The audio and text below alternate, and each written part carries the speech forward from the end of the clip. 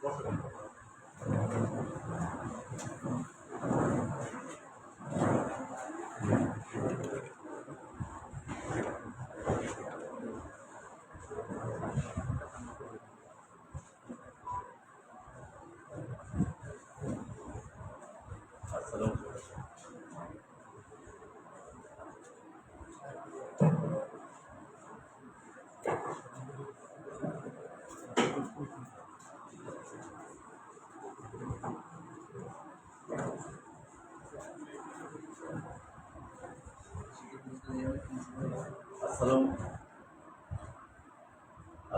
আলাইকুম। আজ বাংলাদেশের যুব সমাজ মাদকের ভয়াংশ বলে ভয়াবহভাবে আক্রান্ত। প্রতিদিনই আমাদের কিশোর যুবকেরা মাদকের অতলে তলিয়ে যাচ্ছে। ধ্বংস হচ্ছে তাদের মেধা, তাদের শারীরিক ও মানসিক সক্ষমতা ক্রমান্বয়ে নিঃশেষ হয়ে যাচ্ছে। মাদকের অতল গহ্বরে হারিয়ে যাচ্ছে তাদের যৌবন, দয়া, ক্ষমা, সহিষ্ণুতা ইত্যাদি মানবীয় গুণাবলী। ক্রমান্বয়ে হিংসা, লোভ, প্রতারণা, মারামারি, নির্দেশনা এবং পরামর্শ প্রদানের জন্য আজ আমাদের মধ্যে উপস্থিত আছেন মেহেরপুর জেলার মান্যবর জেলা প্রশাসক ও বিজ্ঞ জেলা ম্যাজিস্ট্রেট ডক্টর মোহাম্মদ আব্দুল সালাম,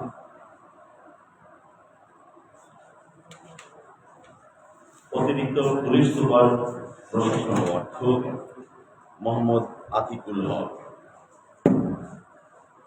অতিরিক্ত জেলা প্রশাসক ও বিজ্ঞ জেলা ম্যাজিস্ট্রেট জনাব তাজওয়ার আকরাম সাকাবি ইবনে সাজ্জাদ সাহেব, আমাদের মাদকদ্রব্য নিয়ন্ত্রণ অধিদপ্তরের খুলনা বিভাগীয় পরিচালক জনাব মোহাম্মদ আহসানুর রহমান স্যার এবং আমাদের আজকের এই আয়োজনকারী প্রতিষ্ঠানের সম্মানিত প্রিন্সিপাল জনাব আব্দুল লতিফ মিয়া স্যার। আমি তোমাদের সকলকে একটু ধৈর্য ধরে আমাদের এই আপন অতিথিবর্গের জ্ঞানগর্ভ বক্তব্যের আলোকে তোমাদের জীবনের দিক এবং পথ নির্ধারণী বক্তব্যটুকু তোমরা মনোযোগ দিয়ে শুনবে সে প্রত্যাশা করছি।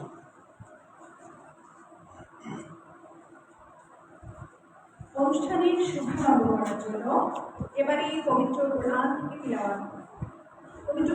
তিলাওয়াত করবে একাদশ শ্রেণীর শিক্ষার্থী মোহাম্মদ সোহাগ ইসলাম।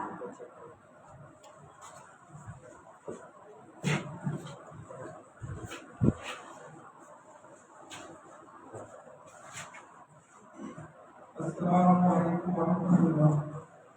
আউযু বিল্লাহি মিনাশ শাইতানির রাজীম। বিসমিল্লাহির রাহমানির রাহিম। আলহামদুলিল্লাহি রাব্বিল আলামিন। আর-রাহমানির রাহিম। মালিকি ইয়াউমিদ্দিন। ইyyāka na'budu wa iyyāka nasta'īn। ihdinas sirātal mustaqīm। sirātal lazīna an'amta 'alayhim ghayril maghḍūbi 'alayhim wa lad-dāllīn। আমিন।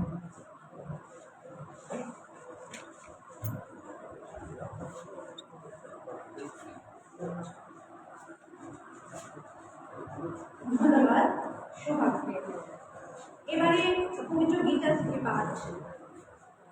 গীতা পাঠ করবে দশম শ্রেণীর শিক্ষার্থী সুবর্ণা দাস।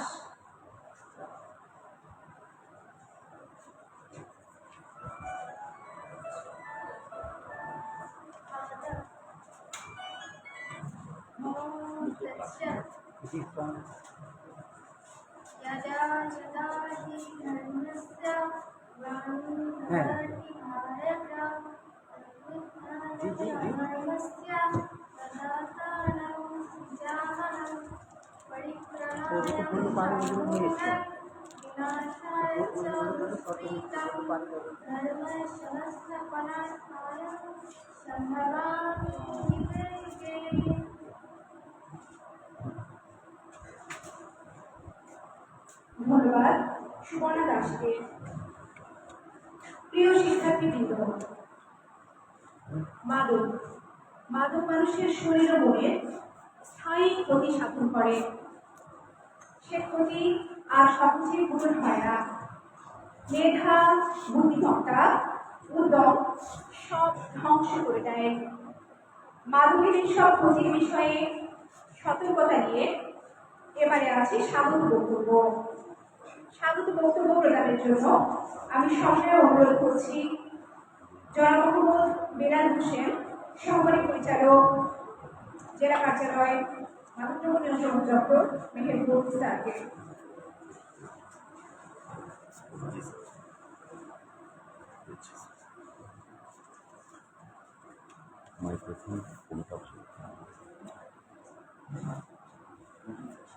আসসালামু আলাইকুম। মাদক বিরোধী সেমিনার ও কুইজ প্রতিযোগিতা 2025 অনুষ্ঠানে উপস্থিত আছেন মানববন্ধন জেলা প্রশাসক ও অভিজ্ঞ জেলা ম্যাজিস্ট্রেট মেহেরপুর মহোদয়। বিশেষ অতিথি হিসেবে উপস্থিত আছেন অতিরিক্ত পুলিশ সুপার প্রশাসন ও অর্থ মহোদয়, অতিরিক্ত জেলা ম্যাজিস্ট্রেট মেহেরপুর মহোদয় এবং অর্থ প্রতিষ্ঠানের প্রিন্সিপাল মহোদয়। এছাড়াও উপস্থিত আছেন আমাদের অনুষ্ঠানের আজকে সভাপতি হিসেবে উপস্থিত আছেন অতিরিক্ত পরিচালক বিভাগীয় কার্যালয় খুলনা মহোদয়। এছাড়াও উপস্থিত আছেন অত্র প্রতিষ্ঠানের সম্মানিত শিক্ষক মণ্ডলী। আমার সামনে উপবিষ্ট আছেন আজকের অনুষ্ঠানের অন্যতম অংশগ্রহণকারী শিক্ষার্থীবৃন্দ। সকলকে মাদক দ্রব্য নিয়ন্ত্রণ অধিদপ্তর জেলা কার্যালয় মেহেরপুরের পক্ষ থেকে জানাচ্ছি শুভেচ্ছা ও স্বাগত।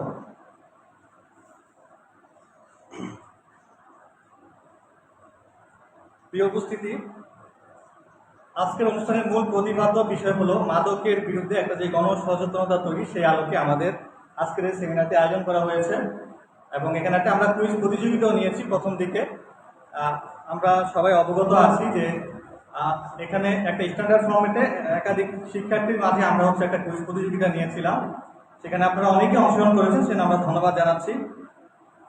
আর তার মধ্যে থেকে আমরা সেরা তিনজনকে বাছাই করেছি, তাদেরকে আমরা পুরস্কৃত করব। এছাড়া আমি শুরুতে একটু বলে নিচ্ছি, আমরা আমাদের যারা অতিথিবৃন্দ আছেন ওনাদের বক্তব্যের আলোকে আমরা শেষের দিকে আপনাদের সবাইকে কিছু প্রশ্ন করব।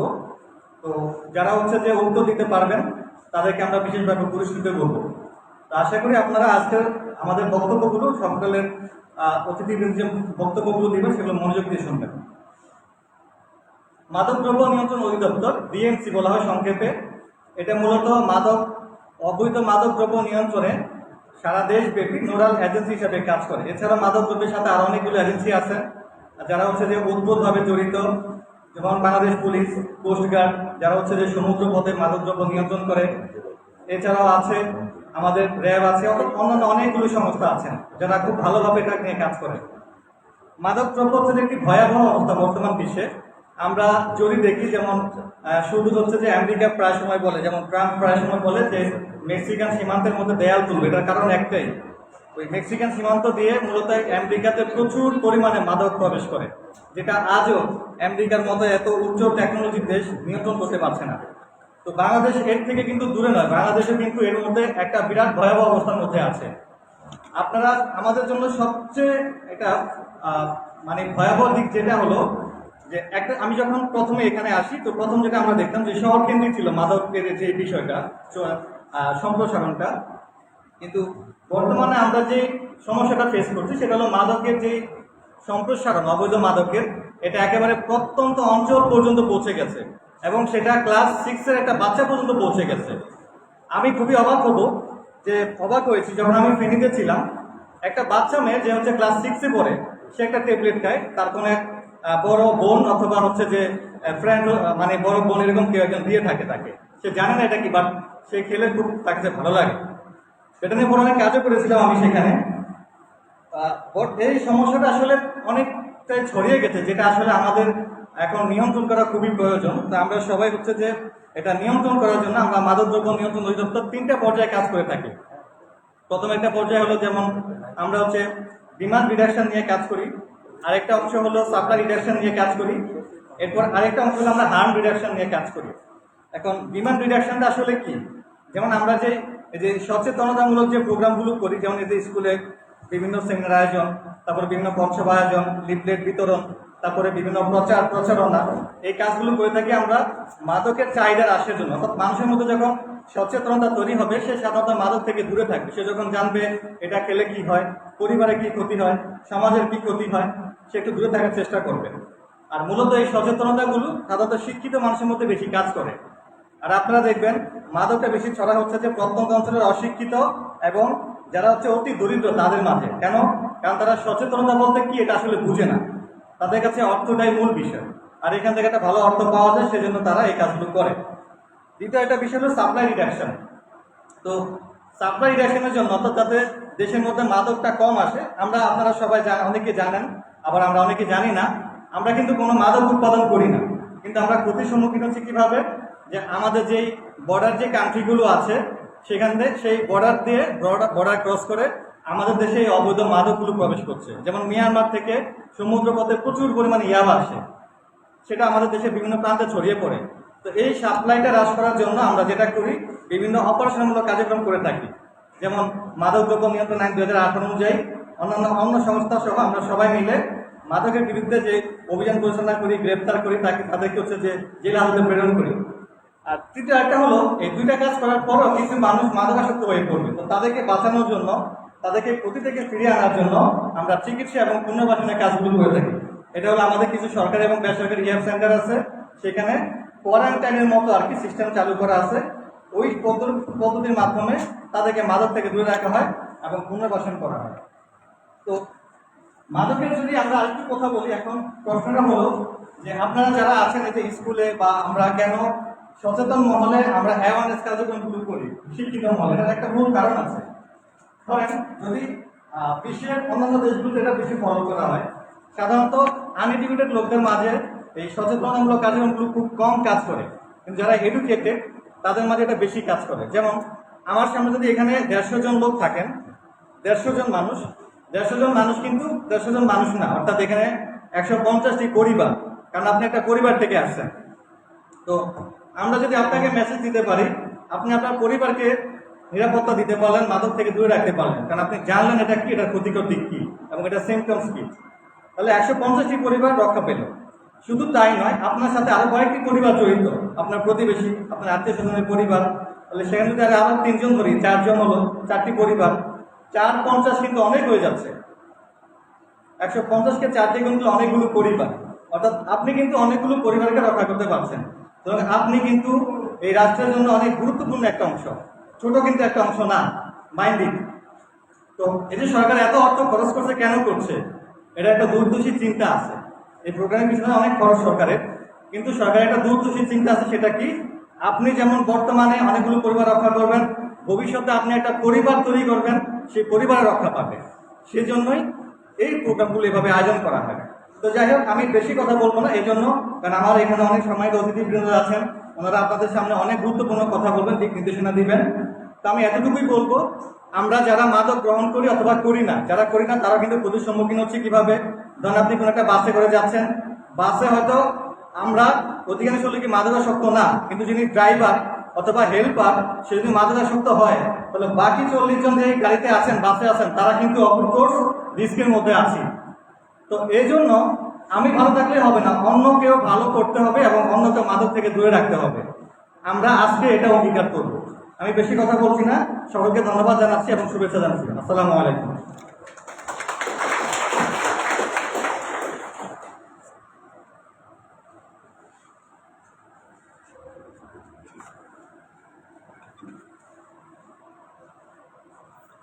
স্যারের কথার সাথে সুরের সঙ্গে সুর মিলিয়ে বলতে চাই যে আসলে নিজে ভালো থাকলে হবে না, সবাইকে নিয়েই ভালো থাকতে হবে। অসংখ্য ধন্যবাদ জানাচ্ছি জনাব মোহাম্মদ বিলাল হোসেন স্যারকে। প্রিয় শিক্ষার্থী, ছাত্রছাত্রীদের মধ্য থেকে এবারে মাদক সম্পর্কে অভিমত প্রকাশের পালা।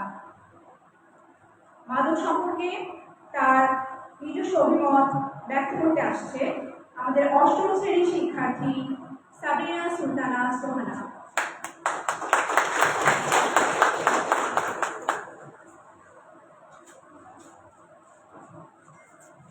চলো যাই যুদ্ধে মাদকের বিরুদ্ধে। মাদক বিরোধী সেমিনার ও কুইজ প্রতিযোগিতা 2025 অনুষ্ঠানের মাননীয় সভাপতি মহোদয়, প্রধান অতিথি, সম্মানিত বিশেষ অতিথিবৃন্দ, উপস্থিতি অত্র প্রতিষ্ঠানের শিক্ষক, কর্মচারী ও ছাত্রছাত্রীবৃন্দ, সকলের প্রতি রইল আমার শুভেচ্ছা ও সালাম। আসসালামু আলাইকুম। সম্মানিত উপস্থিতি, মাদকদ্রব্য আজ বিশ্বের যুব সমাজের ধ্বংসের মূল কারণ। মাদকদ্রব্য বিশ্বের যুব সমাজকে ধ্বংসের মুখে ঠেলে দিচ্ছে। মাদকদ্রব্য এমন একটি দ্রব্য যা সুস্থ মানুষকে অসুস্থ করে তোলে। মদ, গাঁজা, হেরোইন, ইয়াবা ইত্যাদি সেবন করে যুব সমাজ আজ মাদকাসক্ত হয়ে পড়ছে। সুদীবৃন্দ, আমাদের উন্নয়নশীল দেশের যুব সমাজকে যোগ্য নাগরিক হিসেবে গড়ে তোলার জন্য মাদকাসক্তি থেকে বিরত রাখার প্রয়োজনীয় ব্যবস্থা গ্রহণ করতে হবে। আর এই বিষয়ে আইন শৃঙ্খলা বাহিনীকে কঠোরভাবে নিয়ন্ত্রণ করতে হবে। মাদকাসক্তির ফলে বর্তমানে সমাজে চুরি, ডাকাতি, ধর্ষণ সহ নানা অপরাধের প্রবণতা বৃদ্ধি পাচ্ছে। সেই সাথে সমাজে বাড়ছে অনিরাপত্তা। তাই উপস্থিত সুধীবৃন্দ, আমরা যেন মাদকাসক্তি থেকে বিরত থাকি। মহান আল্লাহ পাক আমাদের যে সুন্দর জীবন দিয়ে দান করেছেন তার মর্যাদা আমরা রাখতে পারি। তাই আমরা যেন মাদক সেবন করে নিজের সুন্দর জীবনকে অকালে মৃত্যুর মুখে ঠেলে না দিই। এই প্রত্যাশা ব্যক্ত করে আমি আমার বক্তব্য শেষ করছি। ধন্যবাদ। আল্লাহ হাফেজ।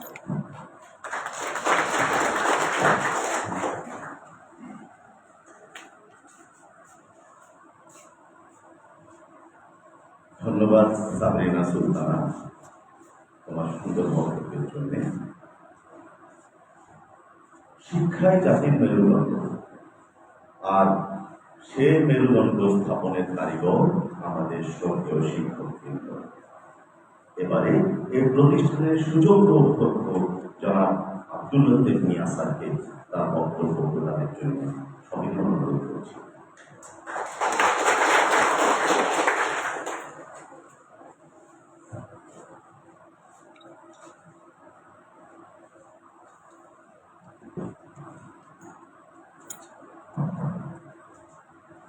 আসসালামু আলাইকুম। মেহেরপুর জেলার মাদকদ্রব্য নিয়ন্ত্রণ অধিদপ্তর কর্তৃক আয়োজিত মাদক বিরোধী সেমিনার ও কুইজ প্রতিযোগিতা 2025 প্রোগ্রামে উপস্থিত আছেন, প্রধান অতিথি হিসাবে উপস্থিত আছেন জনাব ডক্টর মোহাম্মদ আব্দুল সালাম, জেলা প্রশাসক ও অতিরিক্ত জেলা ম্যাজিস্ট্রেট।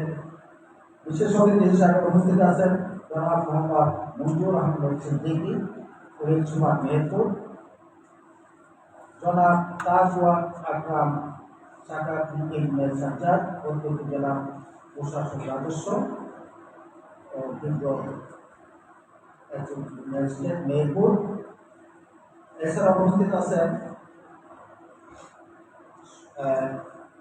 অতিরিক্ত পরিচালক মাদকদ্রব্য নিয়ন্ত্রণ অধিদপ্তর বিভাগীয় কার্যালয় খুলনা, সহকারী পরিচালক মাদকদ্রব্য নিয়ন্ত্রণ অধিদপ্তর মেহেরপুর।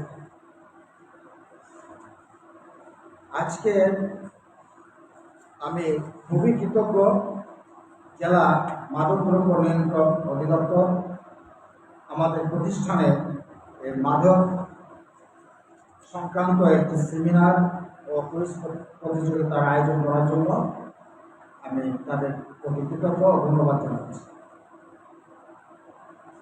আমরা বক্তব্য শুনেছি, বিস্তারিত আমাদের সহকারী পরিচালক মহোদয় বলেছেন। মাদকের আজকের এই ভয়াবহ অবস্থা চরম পর্যায়ে এমনকি গ্রামগঞ্জে প্রত্যন্ত অঞ্চলে পর্যন্ত পৌঁছে গিয়েছে।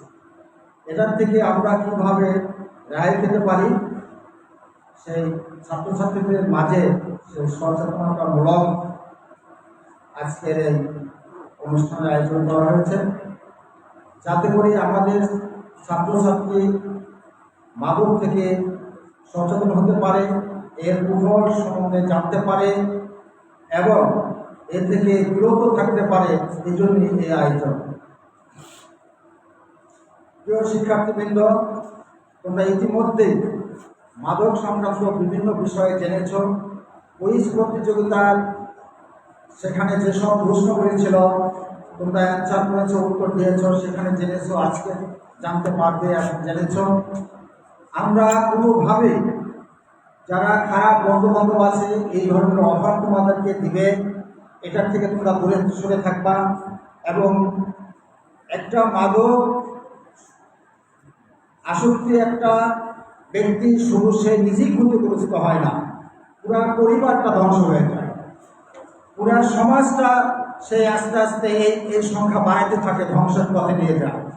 এজন্য এটা থেকে আমাদের বিরত থাকতে হবে এবং অন্যান্য বন্ধু বান্ধব সবাইকে নিয়ে, সমাজের পরিবারের সবাইকে নিয়ে সুস্থ থাকতে হবে।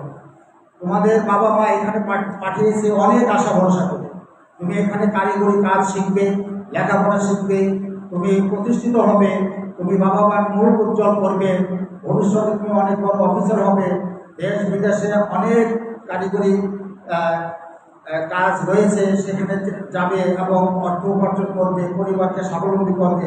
এই উদ্দেশ্য থেকে যেন কোনো রকম বিচলিত না হয়, কোনো মাদক বা অন্য কোনো খারাপ সঙ্গতে তোমরা কখনো মিশবে না।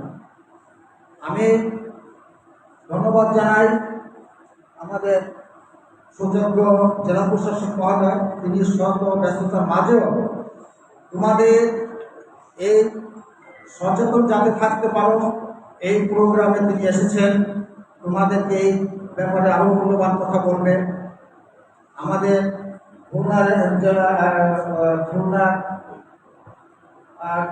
কার্যালয়ে, বিভাগীয় কার্যালয়ে অতিরিক্ত পরিচালক মাদকদ্রব্য উনিও আসছেন, তোমাদের এই ব্যাপারে বিস্তারিত কথা বলবেন। এবং আমরা সকলেই সুস্থতা চাই, আমরা সমাজে কোনো খারাপ কাজ করব না, আমরা কারো ভিন্নপাত্র হব না, আমরা পরিবার, প্রতিষ্ঠান, সমাজকে আমরা মাদকমুক্ত রাখবো এই অঙ্গীকার করে এবং সকালকে সালাম ও শুভেচ্ছা জানিয়ে এখানে শেষ করছি। খোদা হাফেজ।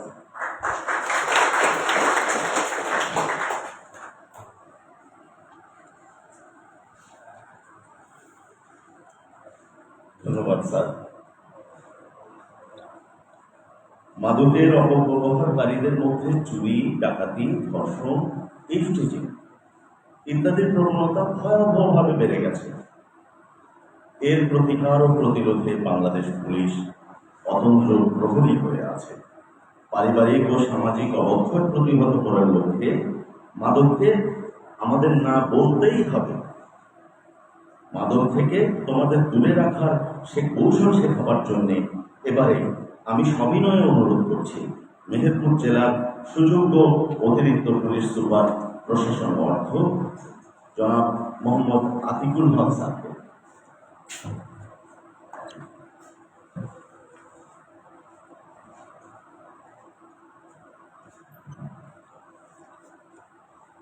মাদক দ্রব্য নিয়ন্ত্রণ অধিদপ্তর কর্তৃক আয়োজিত আজকের এই মাদক বিরোধী সেমিনার এবং পুলিশ প্রতিযোগিতা অনুষ্ঠানে উপস্থিত সম্মানিত জেলা প্রশাসক ডক্টর মোহাম্মদ আব্দুল সালাম মহোদয়, উপস্থিত এডিএম জনাব তাজওয়ার ইবনে সাজ্জাদ, উপস্থিত অধ্যক্ষ মহোদয় জনাব আব্দুল লতিফ মিয়া, সহকারী পরিচালক মাদকদ্রব্য নিয়ন্ত্রণ অধিদপ্তর জনাব মোহাম্মদ বেলাল হোসেন এবং আজকের অনুষ্ঠানের সভাপতি জনাব মোহাম্মদ আহসানুর রহমান, অতিরিক্ত পরিচালক মাদকদ্রব্য নিয়ন্ত্রণ অধিদপ্তর বিভাগীয় কার্যালয় খুলনা এবং আমার সামনে উপবিষ্ট প্রাণপ্রিয় ছাত্রছাত্রীবৃন্দ, সবাইকে জেলা পুলিশের পক্ষ থেকে জানাচ্ছি অনেক অনেক শুভেচ্ছা। আজকে আমার কাছে ভালো লাগছে, আমরা প্রায় সময় প্রোগ্রাম করে থাকি, সবসময় যেটা করে থাকি যে বয়স্কদেরকে নিয়ে করি, যারা একটু আমাদের যুবক রয়েছে অথবা সমাজের অন্যান্য লোকজন, তাদেরকে সচেতন করার জন্য। আজকে যে প্রোগ্রামটি হচ্ছে আমাদের স্টুডেন্টদেরকে নিয়ে, আমি মনে করি এটি অত্যন্ত ভালো একটি উদ্যোগ। কারণ আমাদের যারা কোমলমুখী শিক্ষার্থী রয়েছে তারা অনেক বেশি কোমল, অল্পতে প্রলুব্ধ হয়ে যায়, যে কোনো কাজে সহজেই তাদেরকে প্রলুব্ধ করা যায়। তো তাদেরকে সচেতন করাটা অনেক বেশি জরুরি। এই জন্য আমি মনে করছি আজকের এই প্রোগ্রামটি অনেক বেশি ফলপ্রসূ হবে। একটি সমীক্ষায় আমরা দেখতে পেয়েছি যে আমাদের বাংলাদেশে প্রায় 1.5 কোটি মানুষ মাদকাসক্ত, যা অলমোস্ট আমাদের জনসংখ্যার মধ্যে 8%। এটা খুবই অ্যালার্মিং আমাদের জন্য। মানে আরেকটা তথ্য হচ্ছে যে প্রতি 12 জনে একজন মাদক সেবী আছে আমাদের মাদকাসক্ত, যেটা খুবই অ্যালার্মিং। আরেকটা অ্যালার্মিং বিষয় হচ্ছে আমাদের শুধু যে ছেলেরাই মাদক নিচ্ছে তা না, পাশাপাশি ইদানিংকালে আমরা দেখতে পাচ্ছি মেয়েরাও মাদকে জড়িয়ে যাচ্ছে। এটার পার্সেন্টেজটা কিন্তু অনেক হাই। এটা কি তোমাদের জানা আছে? আচ্ছা। আমাদের একটা সমীক্ষায় দেখা গেছে যে পুরুষ যারা মাদকাসক্ত রয়েছে তারা হচ্ছে 84%, আর নারী রয়েছে 16%। আমরা তো মনে করি যে নারীরা একদমই মাদক নেয় না, তাই না? এরকম কিন্তু আমাদের ধারণা আছে, কিন্তু এটা কিন্তু অ্যালার্মিং আকারে দেখা দিয়েছে। ইদানিং মেয়েরা মাদকাসক্ত হয়ে যাচ্ছে, তারা ইয়াবা নিচ্ছে, পেন্সিল খাচ্ছে, ধূমপান করছে, এগুলো কিন্তু করছে। খুবই অ্যালার্মিং আমাদের জন্য। আর আমরা যেটা দেখতে পাই যে মাদকের জন্য আমাদের যে টাকাটা খরচ হয় একজন ব্যক্তির পিছনে বছরে আমরা যেটা দেখি যে প্রায় 56,000 টাকা যে মাদক নেয় সে খরচ করে। এটা যদি আমরা বছরে হিসাব করি তাহলে সেটা আসে 1,20,000 কোটি টাকা মাদকের পিছনে ব্যয় হয়ে যায়। এটা তো একটা ওয়েস্টেজ আমাদের জন্য। এই টাকাটা কিন্তু চলে যাচ্ছে দেশের বাইরে, এটা আমাদের দেশের কোনো কাজে আসছে না। এই টাকাটা যদি আমরা দেশের উন্নয়নে ব্যবহার করতে পারতাম তাহলে কিন্তু আমরা অনেক এগিয়ে যেতে পারতাম, দেশটা আরো অনেক উন্নত হয়ে যেত আমাদের। তো আমাদের এই সমস্যাগুলো হচ্ছে যেহেতু আমাদের মাদক আসে থেকে আমরা কিন্তু উৎপাদনকারী দেশ না, বাংলাদেশে কোনো মাদক উৎপাদন হয় না। আমাদের পার্শ্ববর্তী দেশ ভারত, মিয়ানমার, এখান থেকে আমাদের দেশে আসছে। বিশেষ করে আমাদের বর্ডারিং জেলা যেগুলো রয়েছে, যেমন মেহেরপুরের সীমান্তবর্তী জেলা, এই সীমান্তবর্তী জেলাগুলো দিয়ে আমাদের দেশে মাদক ঢুকছে। তো আমরা যে ফ্যাসিলিটিটা খাচ্ছি আমাদের দেশে, বাংলাদেশে, এটা কিন্তু ভারতের মেডিসিন হিসেবে খায়। তোমরা কি জানো? ভারতে কিন্তু অল্প পরিমাণে খায়, এটা চিকিৎসার জন্য খায়, ঠান্ডা লাগলে এটা খায়। আর আমরা যেটা করে একদম বোতল ঢেলে খেয়ে ফেলি। মানে আমাদের হচ্ছে কাজকর্ম উল্টাপাল্টা। আমাদের দেশে এটা এসে হয়ে যাচ্ছে মাদক, বুঝতে পেরেছ? এটা অল্প পরিমাণে খেলে কিন্তু ভারতের সমস্যা নাই, আর ভারত অত বেশি খায়ও না, কিন্তু আমাদের দেশে এটা পাগলের মতো খাচ্ছে। তো মাদকটা কেন বেশি আসছে? আমাদের ডিমান্ডটা খুব বেশি। ডিমান্ডের সাথে সাপ্লাইয়ের একটা সম্পর্ক আছে। আমাদের সহকারী পরিচালক মহোদয় বলেছে আমরা যখন কোনো কিছু করি যদি ডিমান্ড বেশি থাকে তাহলে সেটার সাপ্লাই কোনো না কোনোভাবে আসবেই। আমরা কেউ যদি মাদক না নেই তাহলে কি আসতে পারবে? মাদক বিক্রেতা সেল করতে পারবে? তাহলে এটা আস্তে আস্তে বন্ধ হয়ে যাবে। এটা হচ্ছে আমাদের ডিমান্ডটা কমিয়ে নিয়ে আসতে হবে। আমরা কিন্তু অনেক মাদক ধরছি, বর্ডারে অভিযান করছি, মাদক উদ্ধার করছি, কিন্তু আমাদের একার পক্ষে তো একদম বন্ধ করে দেওয়া পসিবল না। পসিবল? আমরা উদ্ধার করছি, এটা আমাদের রেগুলার কার্যক্রম। মাদক দ্রব্য নিয়ন্ত্রণ অধিদপ্তর তারাও কাজ করছে, কিন্তু এটা আমাদের সবার পক্ষে একার পক্ষে সম্ভব না, সবার সহযোগিতা প্রয়োজন।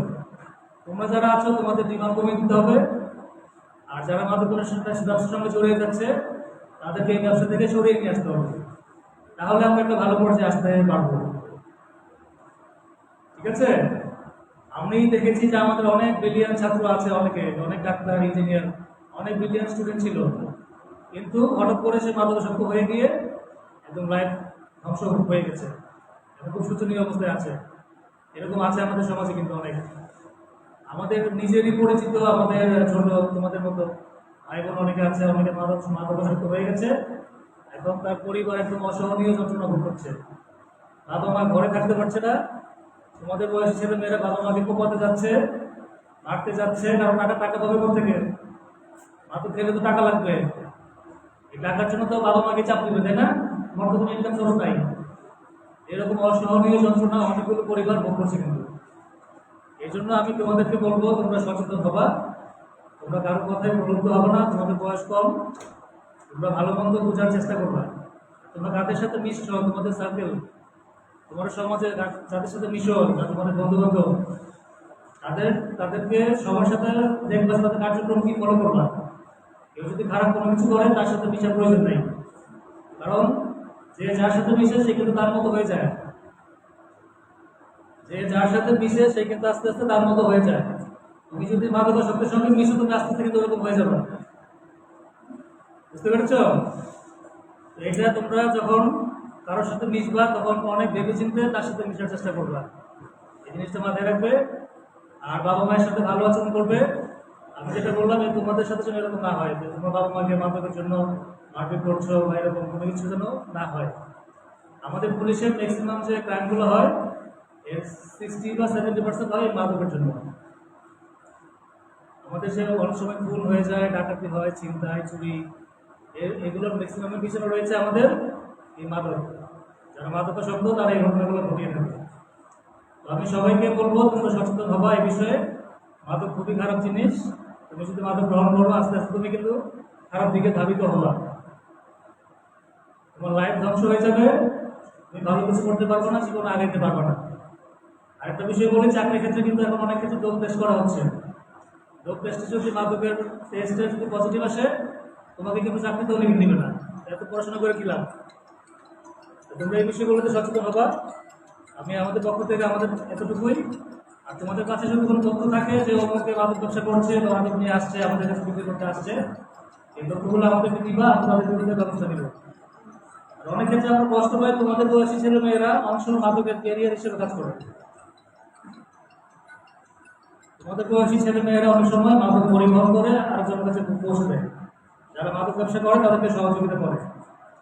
আমি তোমাদেরকে অনুরোধ করবো তোমরা কেউ অল্প লাভের জন্য এই সমস্ত কাজে জড়িত হবে না, ঠিক আছে? সবার জন্য শুভকামনা। ধন্যবাদ সবাইকে।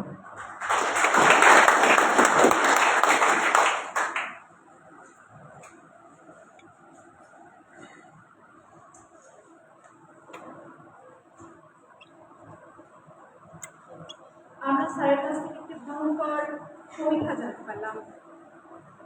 প্রতি 12 জনে একজন মাদকাসক্ত। এটা আমাদের জন্য একটি ওয়ার্নিং। স্যার কিন্তু আরেকটি কথা বলে গেছেন যে সঙ্গ।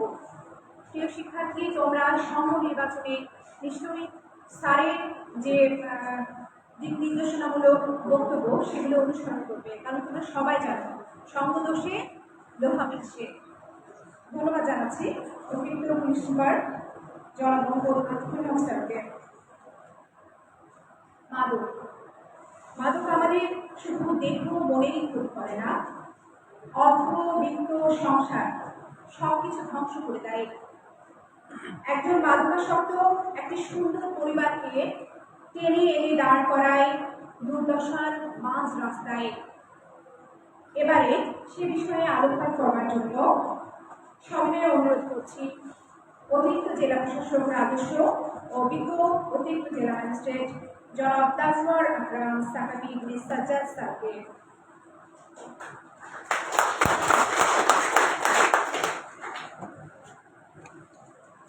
বিসমিল্লাহির রহমানির রহিম।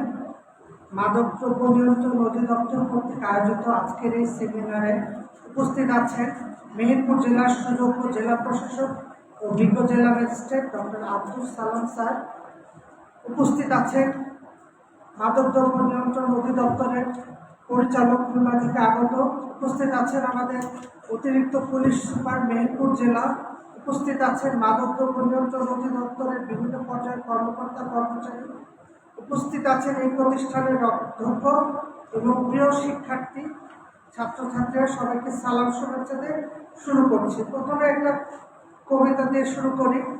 কবিতাটা অনেক আগে, আমরা যখন ছাত্র ছিলাম তখন 90-এর দশকে এইটা অনেক টি শার্টের নিচে লেখা থাকতো। সেটা এরকম ছিল যে বালক ভুল করে নেমেছ ভুল জলে, বালক জানে না তো কতটা পথ গেলে, ফেরাবার পথ নেই কোনোখানে। এটা বলার উদ্দেশ্য হচ্ছে তোমরা যারা ছাত্রছাত্রী এখানে আসো, কারো পক্ষে কি সম্ভব এখানে এসে আমাকে লাঠি বা কোনো কিছু দিয়ে আঘাত করা? সম্ভব কারো পক্ষে? সম্ভব না। কিন্তু তোমাদের মধ্যে যদি কেউ মাদকাসক্ত থাকে তাহলে এটা কিন্তু আসলে সম্ভব। কারণ মাদক মানুষকে আগ্রাসী করে তোলে। যা তুমি সুস্থ স্বাভাবিক অবস্থায় করতে পারবে না, সেটা কিন্তু মাদক গ্রহণ করলে এই মনোভাবটা পরিবর্তন করে। তো এটা বলার উদ্দেশ্য হচ্ছে যে একটু আগে আমরা শুনলাম যে আমাদের যে মাদকদ্রব্য নিয়ন্ত্রণের সহকারী পরিচালক বলে গেলেন, আমাদের অতিরিক্ত পুলিশ সুপার মহোদয় বলে গেলেন, আমাদের মাদক শুধু নিজেকে ধ্বংস করে তা না, তার নিজের পরিবার ধ্বংস করে, একটা জীবনের স্বপ্ন থেকে মানুষকে বিচ্যুত করে, তার সমাজ পরিবার সকল ক্ষেত্রে আমাদের যেই অধঃপতন, সেই অধঃপতনটা নিশ্চিত করে। তো আমি আরো কিছু কথা বলি। তোমাদের জানার জন্য, একটু আগে আমাদের বলা হচ্ছিল যে মেক্সিকো হচ্ছে বলা যায় যে ড্রাগসের রাজধানী, এবং মজার বিষয় হলো মেক্সিকোতে কিন্তু আপনার কোনো ড্রাগ উৎপাদন হয় না, উৎপাদন হয় চীন থেকে। সেই ড্রাগগুলো মেক্সিকোর সীমান্ত দিয়ে যুক্তরাষ্ট্রের নিউ ইয়র্ক এবং কলোরাডো সহ অন্যান্য বিভিন্ন জায়গায় প্রবেশ করে। তো আমরা জানি যে মার্কিন যুক্তরাষ্ট্রের সাথে আমাদের চীনের 3টে কারণে সম্পর্ক খারাপ। কেউ বলতে পারবা তোমাদের?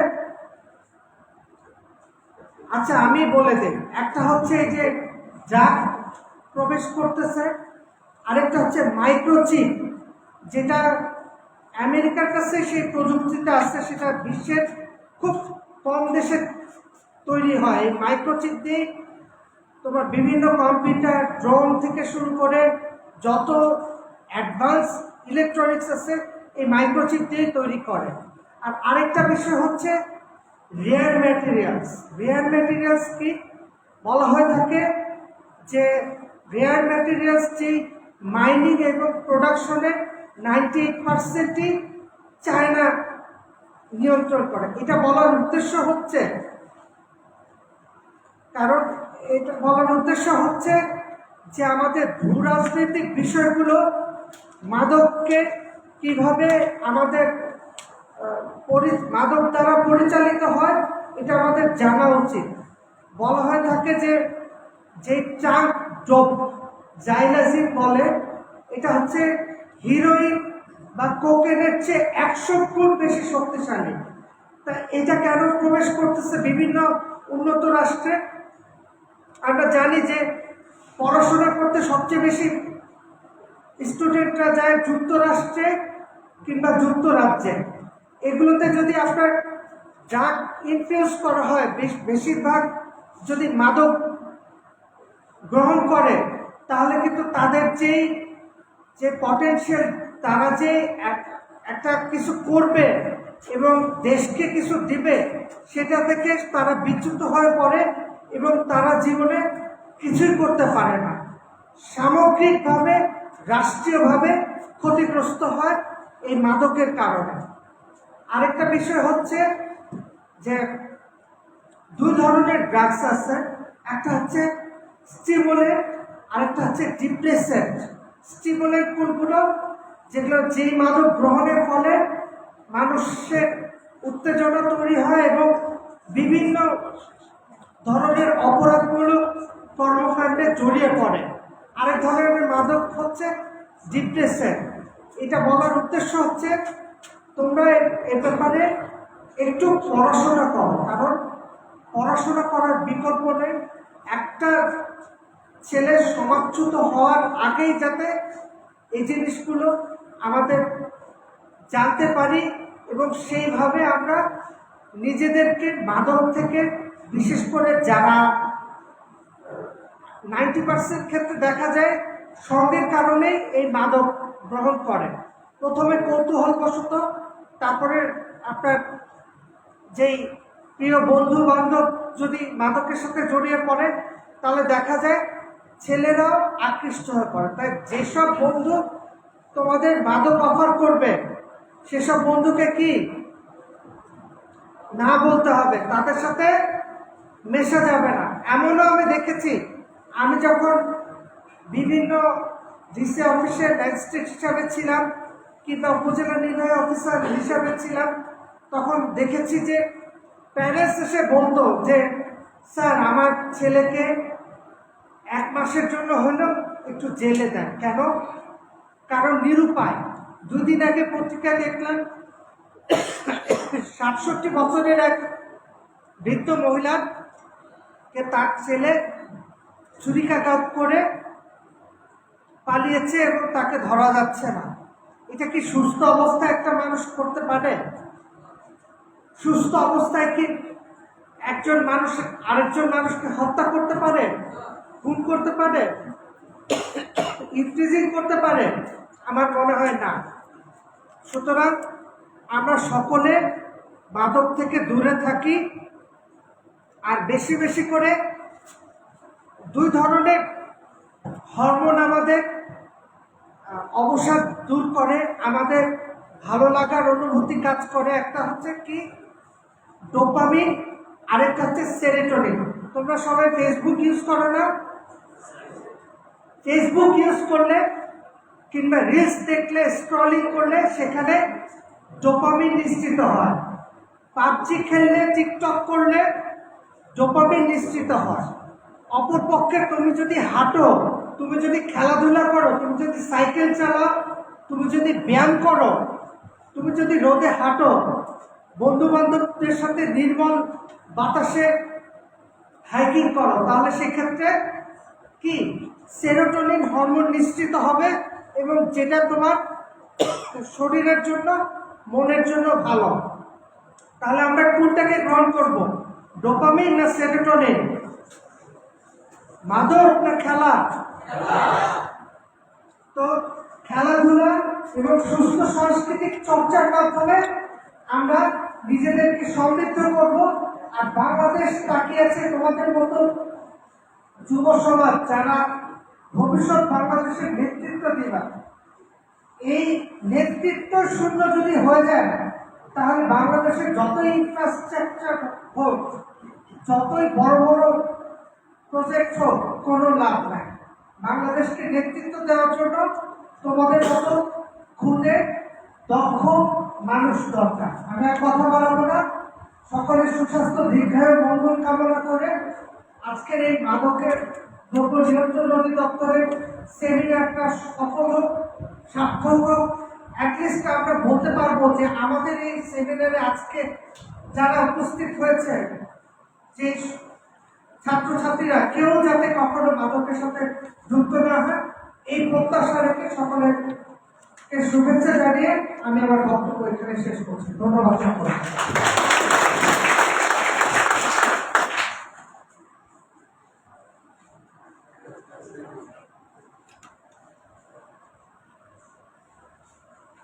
ধন্যবাদ জানাচ্ছি সমৃদ্ধ অতিরিক্ত জেলা প্রশাসক মহোদয় স্যারকে। স্যার তোমাদের উদ্দেশ্যে ইতিমধ্যে অনেক জ্ঞান গর্বপূর্ণ কথাবার্তা বলে গেছেন। তোমরা তোমাদের জীবনী কর্মে এবং প্রতিদিনের জীবন চলায় সেগুলো নিশ্চয়ই মেনে চলবে, এই আশাবাদ ব্যক্ত করছি। মেহেরপুর একটি সুজলা সুফলা স্নিগ্ধ সীমান্তবর্তী জেলা। স্নিগ্ধ সুন্দর ফুলের মতো আমাদের জেলার মানুষের মন। সেই কোমলমতি ফুলের কুড়ি তোমরাই। তোমাদের সঠিকভাবে প্রস্ফুটিত করার লক্ষ্যেই মেহেরপুর জেলা কার্যালয় মাদকদ্রব্য নিয়ন্ত্রণ দপ্তর একযোগে যার অধীনে এবং দিক নির্দেশনায় কাজ হচ্ছে, তিনি আমাদের এই জেলার সকলের অভিভাবক, মেহেরপুরের সুযোগ্য জেলা প্রশাসক, অভিজ্ঞ জেলা ম্যাজিস্ট্রেট জনাব ডক্টর মোহাম্মদ আব্দুল সালাম স্যার। আমাদের সকলের প্রিয় অভিভাবক তিনি। মাদকের বিষ থেকে সতর্কভাবে দূরে থেকে কি করে ফুলের মতো আমাদের ছাত্রছাত্রীরা সঠিকভাবে বিকশিত হবে, মানুষের মতো মানুষ হবে, সেই দিক নির্দেশনা ও পথ প্রদর্শনের জন্য আমাদের সকলের প্রিয় অভিভাবক সুযোগ্য জেলা প্রশাসক মহোদয়কে সবিনয়ে কিছু বলার জন্য অনুরোধ করছি।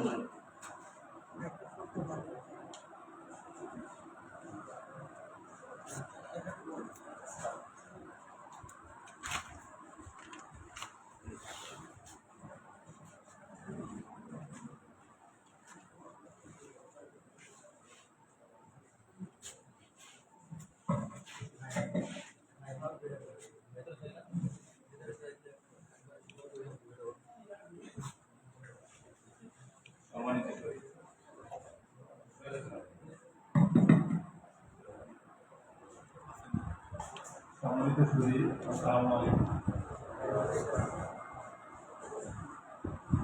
আপনাদের সকলকে ধন্যবাদ যে সরকারের সকলের পার্টিসিপেশন। আমার একটা খুব সুন্দর একটা পদ্ধতি আছে, কৌশলী একটা শর্তকে গার্ডিং করে দিয়েছে যে যারা যারা এখানে মনোযোগী শুনবে তারা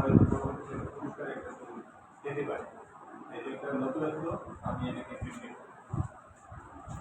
আমাদের মঞ্চে উপবিষ্ট আছেন আমাদের বিশেষ অতিথিবৃন্দ, সম্মানিত ব্যক্তিবর্গ। আমার সামনে বসা আছে, আমার মনে হয় কার বয়স 18-র উপরে আছে, 18-র উপরে বয়স। তাহলে তো আমি একটা পরিসংখ্যান দিয়ে শুরু করি। আমাদের দেশে যে মাদকের যে কার্যকরটা বেশি, কোন এজে অলরেডি অনেক কথার মধ্যে আলোচনার মধ্যে আসছে, সেটা হলো তরুণ সমাজ। এই তরুণ সমাজ 63% এই তরুণ সমাজ মাদকে আসে। আর 12 থেকে যে 18 বছর বয়স পর্যন্ত মাত্র 3%।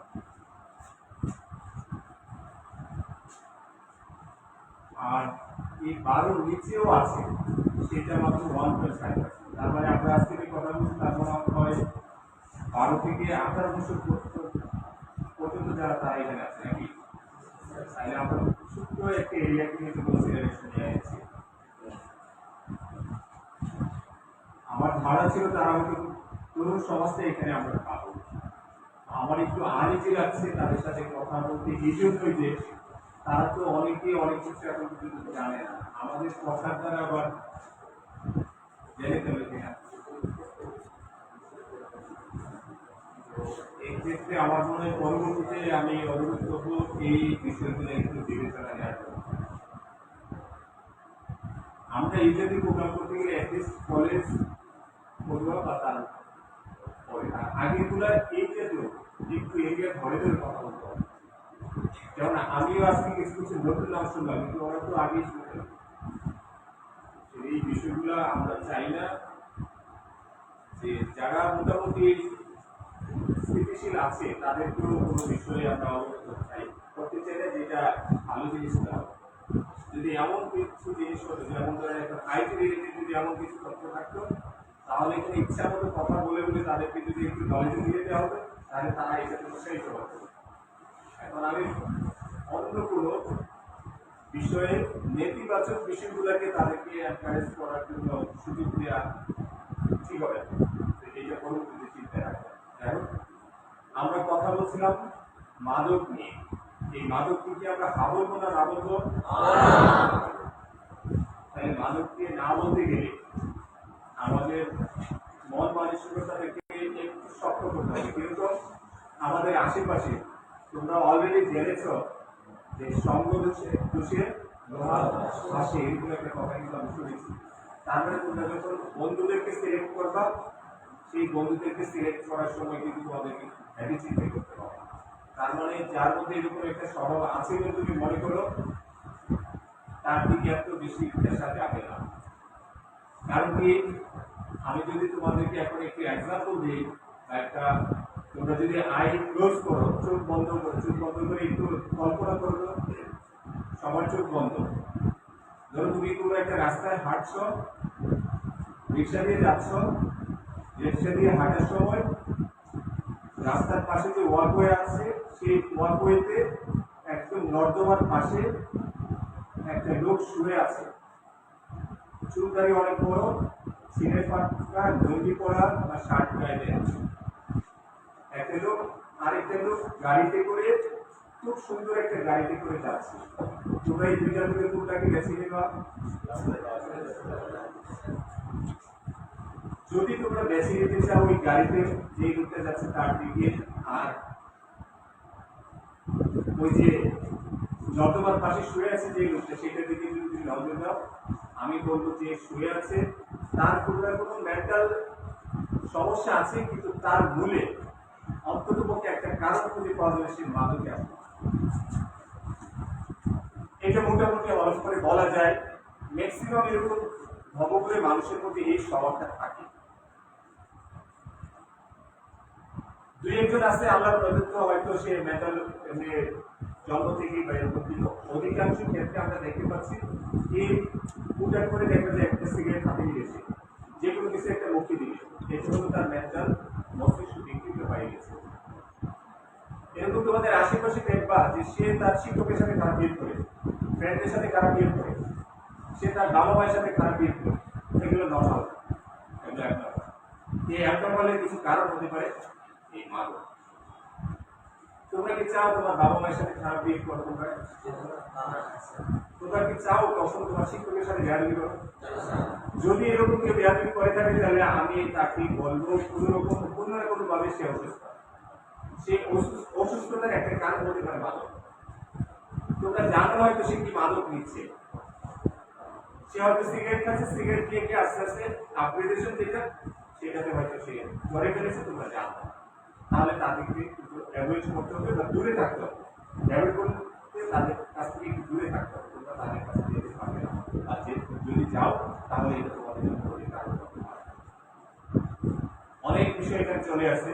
আমি এই জন্য বলছিলাম যে এখানে যে গোষ্ঠীটা আছে সেই গোষ্ঠীটা আসলে ছোট একটা গোষ্ঠী। এই গোষ্ঠীকে উপলব্ধ করে একটু বেশি একটা কথা বলা যাবে। তারপর আমি বলি এই মাদক যদি কেউ গ্রহণ করে তাহলে তার ইয়েটা কি হবে, প্রভাবটা কি হবে? আমরা যদি শারীরিক কথা চিন্তা করি তাহলে তার মস্তিষ্কের যে নিউরন করে সেগুলো কাজ করে, সে উল্টা পাল্টা তার মেসেজ দিবে। সে কার সাথে কি বিহেভ করবে সে এটা বুঝতে পারবে। তাকে যদি আমরা মারধর করা হয় সেটা সে ফিল করবে, তারপরে ফিলিংসটা বাদ দেয়। আমরা কেউ একটা মানুষ যদি কাঁদে আমাদের চোখে পানি আসে না, কষ্ট হয় না, সে এটা ফিল করতে পারে। তার যদি কেউ মারধর করে সে কষ্ট পাবে। কেউ একটু মানে আমরা ভালো পোশাক আশাক পরে একটু চলাফেরা করি, তার কাছে এই পোশাক আশাক কিন্তু ম্যাটার করে না। তার পরিবার তার কাছে কিছুই না, তার ছেলে মেয়ে তার কাছে কিছুই না। তাহলে এই পরিস্থিতির ফলে সে কি করবে? সে হয়তো যদি মাদকটা খুব বেশি চায়, তার চাহিদা হয়, তাহলে সে কিন্তু খুব অস্থির হয়ে পড়বে। সে পরিবারে গিয়ে কি করবে? টাকা চাইবে মাদক গ্রহণের জন্য, মাদক কেনার জন্য। কিন্তু সে যখন টাকা পাবে না তখন পরিবারের যে কারোর সাথে মারধর করবে। যদি পরিবারে মারধর করে তাকেও যদি না পায় তাহলে কি করবে? আশেপাশে কোনো একটা জায়গা থেকে ওই চুরিদারি সিক্সকে তোমরা বুঝো জানো, সে উল্টা পাল্টা কিছু চুরি করে এটা খুব অল্প দামে বিক্রি করে সে অল্প টাকা দিয়ে হতে শিখেছে। যদি সে মাদক কেনার মধ্যে টাকা না পায় তাহলে সে কি করবে? তোমরা জানো অনেক উল্টা পাল্টা জিনিস খেলেও নাকি তাদের নেশা হয়। রাস্তাঘাটের পচা গলা এগুলো কেউ তার কাছে কারণ তার তো রূপ শক্তি নেই। এই দেখে আমরা সুস্থ মানুষটা কোনদিন চাই। এরপরে দেখো সামাজিক একটা অস্থিরতা, তার জন্য আশেপাশের মানুষ খুব কষ্ট পাবে। তোমরা কি চাও আশেপাশের মানুষ তোমাদের জন্য কষ্ট পাক? তোমাদেরকে পাগল বলো, তোমাদেরকে তাড়িয়ে দেয়, তোমাদেরকে লাঠিপিটা করো? তাহলে সেই অস্থিরতা থেকে আমরা কিন্তু নিষ্কৃতি চাই।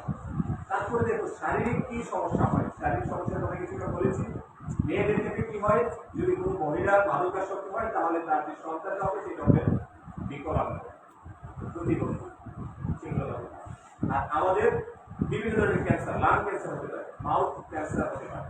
তোমরা জানো, তোমরা দেখেছো সিগারেটের প্যাকেটের গায়ে কিরকম একটা রূপবত একটা ফটো, সেটা কি? সেটা কিন্তু বাধ্য করেছে সরকার যে 2/3 অংশের মধ্যে এরকম ফটো দিতে হবে, কারণ এটা যে ক্ষতিকর। আমি সিগারেটের কথা বলছি, আর মাদক তো অনেক বড় কিছু, সেটা তো আরো মারাত্মক ক্ষতির কারণ। সিগারেট খেলে নাকি এত বড় ক্যান্সারের সম্ভাবনা থেকে থাকে। মাদকগুলো কিন্তু বিভিন্ন মাদক আছে, সেই মাদকের প্রভাবে কিন্তু আমাদের শারীরিকভাবে আমরা অসুস্থ হয়ে পড়তে পারি। আমরা কি চাই অসুস্থ হয়ে যে কটা দিন বেঁচে থাকি সেই কটা দিন বাঁচি? তুমি যে অসুস্থ হয়ে মরে যাবা তা তো না, কারণ আল্লাহ তাআলা তোমাকে যতদিন আয়াত রেখেছে ততদিন আগে কিন্তু কষ্টে থাকবে। কারণ কি? এটা তোমার কাজের কর্মের ফল। আমাদের এখানে আরেকটা তথ্য আছে যে আমাদের যে মাদক, এই মাদকের মধ্যে সবচেয়ে বেশি মাদক কোনটা? আমি এটা কয়েকদিন আগে এরকম একটা বিষয়ে আমাদের একজন সম্মানিত একজন ব্যক্তি আমাকে বলতেছিল যে এই বিষয়টা এরকম কি কি চিকিৎসার কাজে কি ব্যবহৃত হয়। আমি তাকে জিজ্ঞেস করলাম যে এটা আসলে দেখে কেন। আমি এটা কিন্তু এটা গল্প করছি না, আমি এই পর্যন্ত কখনো দেখি না এটা চোখে। আমার বয়স তো কম হয়নি, আমি এই বয়সে এটা কখনো চোখে দেখি না। অথচ এটা নাকি বাংলাদেশের 80% মানুষ, শুধু 80% আমি একটা তথ্য পেয়েছিলাম, না 52% মানুষ এই গাঁজা মানে মাদকাসক্ত যারা তাদের মধ্যে 52% গাঁজায় আসক্ত। আমি মনে করি এটা একদম নিকৃষ্টতম একটা মাদক। তারপরে বলেছি ইয়াবা, ইয়াবার নাম তো আমরা ছোট থেকে শুনিনি। তুমি কি তোমার লাইফটাকে শেষ করে ফেলতে চাও? তাহলে কিছু বলার নেই। তুমি কি তোমার নিজের জীবনটাকে ধ্বংস করে ফেলতে চাও? তাহলে কিছু বলার নেই। তাহলে আমরা এগুলো থেকে অবশ্যই দূরে থাকবো। আমার কাছে আরো একটা পরিসংখ্যান আছে, এই মুহূর্তে খুব সম্ভবত 87-83 লক্ষ মানুষ এই মাদকাসক্ত। এর মধ্যে নারীও আছে, শিশু আছে। 2 লক্ষের বেশি নারী, 2 লক্ষের বেশি শিশু এটাতে আসক্ত। শিশু বলতে 11 থেকে হয়তো 11-12। ইভেন 11 বছর বয়সের এরকম একটা তথ্য আছে আমার কাছে। এখানে একটা তথ্য পেয়েছি, 1000 না 2000 এখন চিকিৎসাধীন আছে। আমরা এদেরকে নিয়ে যাবো কোথায়? আমাদের সমাজটাকে আমাদের চোখের সামনে ধ্বংস হতে দিতে পারি? তাহলে আমাদের সকলকে শুধুমাত্র আমরা নিজেরাই সচেতন হলে হবে না, আমাদের বন্ধু বান্ধবদেরকে নিয়ে আমরা কিন্তু একসাথে থাকতে পারি, কখনো একা থাকা যাবে না। তোমরা এপিজে আব্দুল কালামের নাম শুনেছ? কে কে শুনেছ? আব্দুল কালাম রাষ্ট্রপতি, একজন আমাদের পার্শ্ববর্তী দেশের রাষ্ট্রপতি। উনি বলেছেন কখনো তোমরা একা থেকো না, তার বলে একা থাকাটাই হলো মাদকে আসক্ত হওয়ার একটা ওয়ে। তাহলে তোমরা কি করবে? তোমরা আকাশের দিকে তাকাবে, যখন একা থাকবে আকাশের খুঁজে নেবে, সে আকাশটা তোমার সাথে আছে।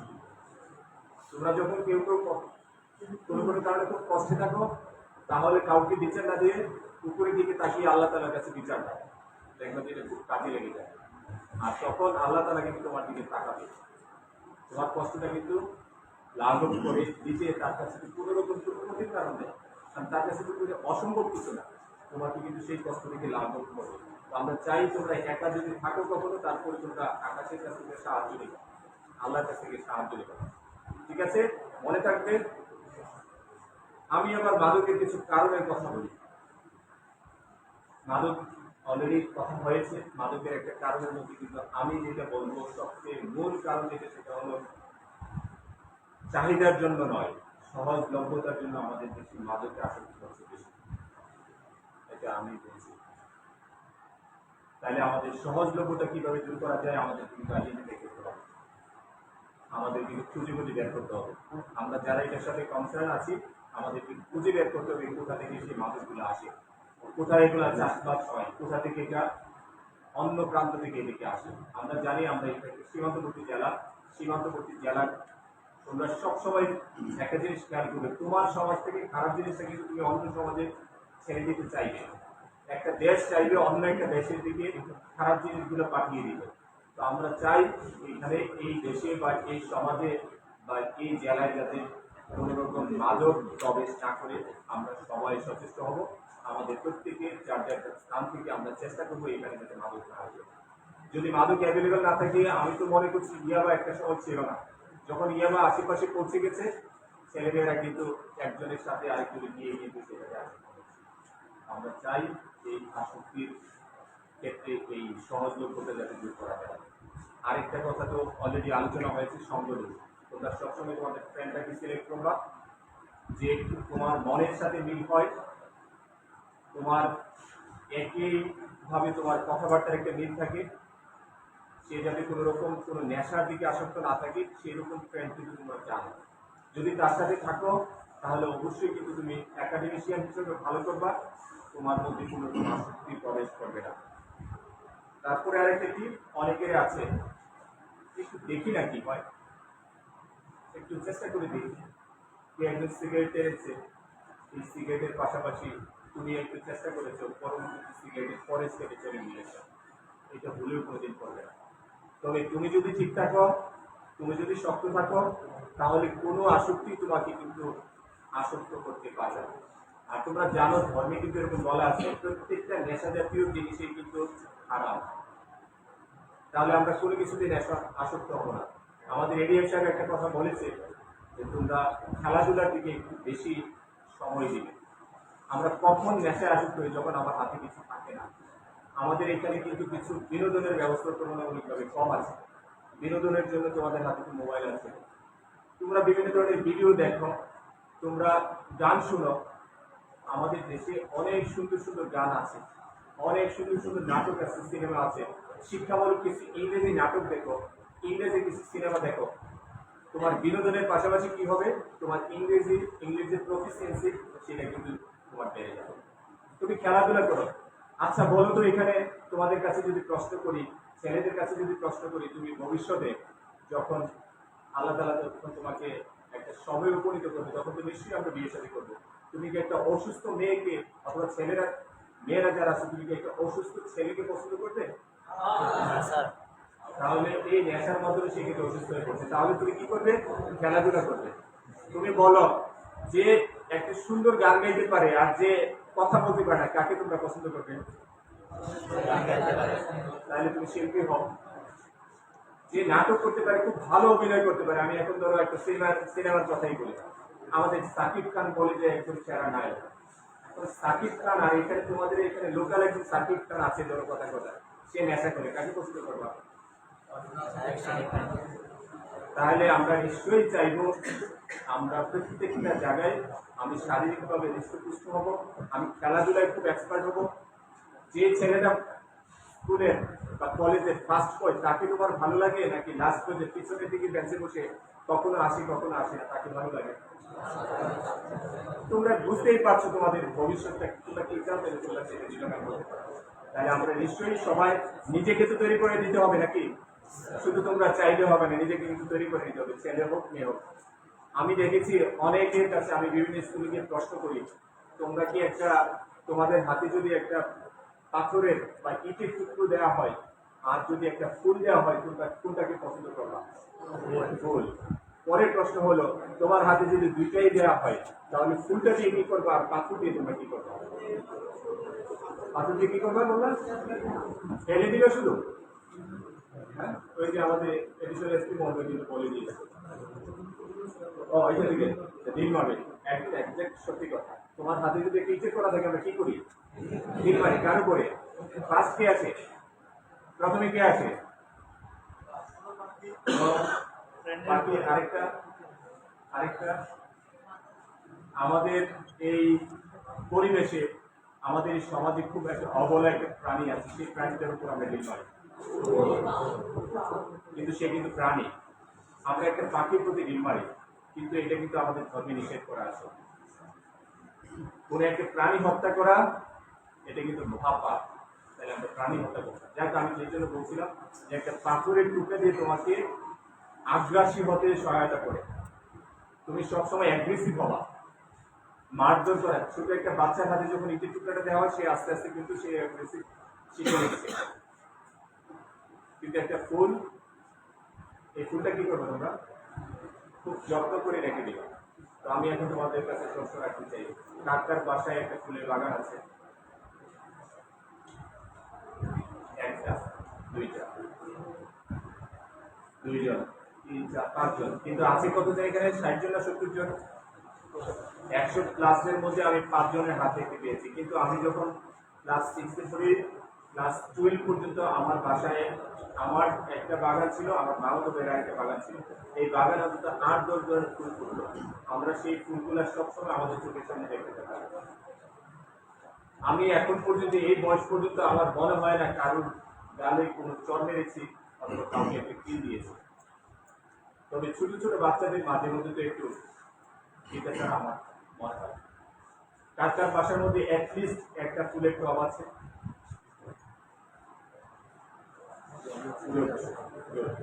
তাহলে তোমরা একটু ফুলের বাগান করবে, তোমাদের অবসর সময়টা সেটা দিকে কাটাবে, তোমাদের মন মানসিকতাটা ফুলের মতো হয়ে উঠবে আমার বিশ্বাস। কারণ হলো তোমরা 18 নিচে আছে, তোমরা সেই প্র্যাকটিসটা করবা। তো আমি খুব বেশি কথা বলতে চাই না, সবশেষে আমি কোরআন ও হাদিসের আলোকে একটা কথা বলি, আমি আমার বক্তব্য শেষ করব। হাদিসে আছে যে মদ পান করাটা এটা হারাম, যেটা নেশা হয় এই জাতীয় যে কোনো কিছু খাওয়া হারাম। অন্য একটা হাদিসে আছে যদি কেউ এই জাতীয় নেশা জাতীয় দ্রব্য পান করে, পরকালে তার জন্য কি আছে? জাহান্নাম আছে। সেই জাহান্নামে তাকে কি খাওয়ানো হবে? তোমরা জানো। তাহলে আমরা নিশ্চয়ই এরকম মাদক গ্রহণ করতে চাই না। আমরা পরকালকে বিশ্বাস করি, সেই পরকালের এই কষ্টকর শাস্তি আমরা পেতে চাই না। আর ওভারঅল আমরা চাই সুন্দর একটা সমাজ গড়ে উঠুক, আমাদের আশেপাশে মানুষগুলো খুব শান্তিতে থাক, আমাদের বাবা মায়েরা আমাদের দিকে গর্ব করুক। আমরা ওই রাস্তাঘাটে ঘুরে বেড়াই নেশাগ্রস্ত মানুষের মতো নেশাগ্রস্ত হতে চাই না। আমরা চাই নীতি নৈতিকতায় পরিপূর্ণ একজন মানুষ হতে।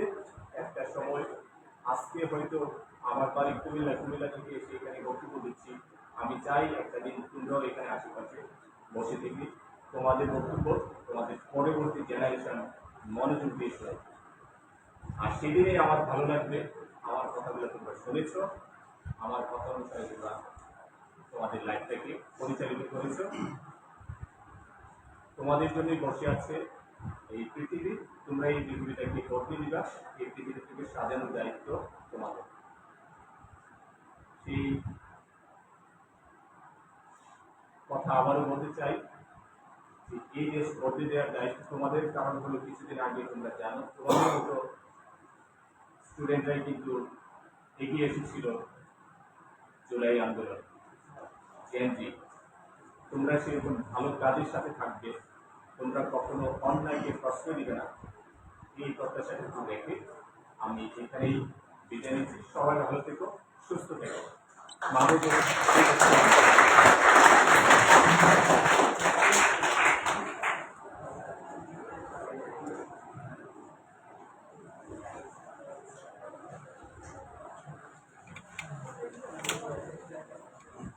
এবারে আমাদের প্রশ্নোত্তর পর্ব, সেই কাঙ্ক্ষিত প্রশ্নোত্তর পর্ব। আমরা আজকে কি শিখলাম তার উপরে প্রশ্নোত্তর হবে। যে সবার আগে উত্তর দিতে পারবে তার জন্যই পুরস্কার। এরকম অসংখ্য প্রশ্ন, অসংখ্য উত্তর আসবে এবং তার মধ্যে থেকে তোমাদের পুরস্কার নির্ধারণ করা হয়েছে। এই পর্ব পরিচালনা করবেন আমাদের এই দপ্তরের সহকারী পরিচালক আমাদের দেরাজ।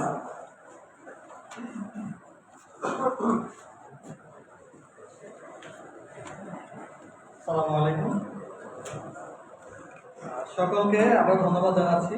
দীর্ঘক্ষণ সময় আপনারা খুব মনোযোগ দিয়ে শুনেছেন। তো এখন এটা পরীক্ষা হবে কে কতটুকু মনোযোগ দিয়ে শুনলেন।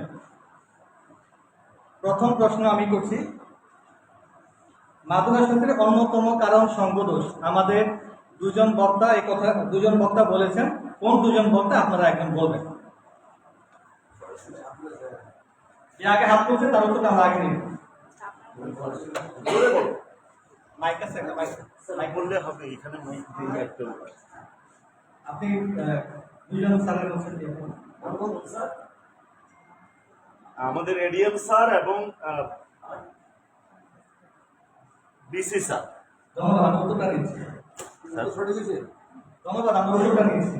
সঠিক উত্তর সঠিক হয়েছে, উত্তর সঠিক হয়েছে। স্যার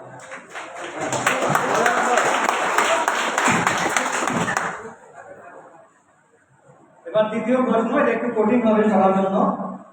আমাদের ডিসি মহোদয় অনেকগুলো সমীক্ষার কথা বলেছেন। তার মধ্যে একটা ছিল আমাদের দেশে 12 থেকে 18 বছর বয়সী তরুণদের মাঝে মাদকাসক্তির হার কত।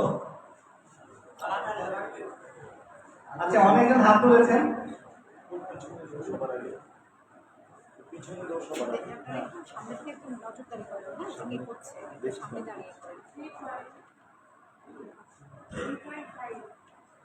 জোরে বলো।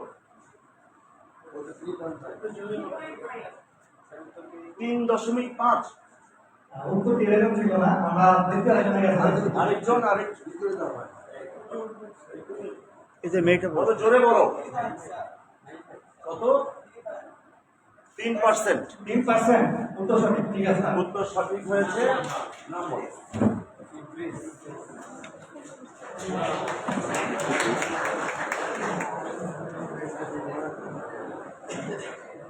আমরা তৃতীয় প্রশ্নে চলে যাচ্ছি। আমাদের এডিএম মহোদয় বলেছেন যে যুক্তরাষ্ট্রের সাথে চীনের সম্পর্ক খারাপ হওয়ার কয়েকটি কারণ আছে। কয়েকটি কারণ এবং সেগুলো কি কি? কয়েকটি কারণ এবং সেগুলো কি কি?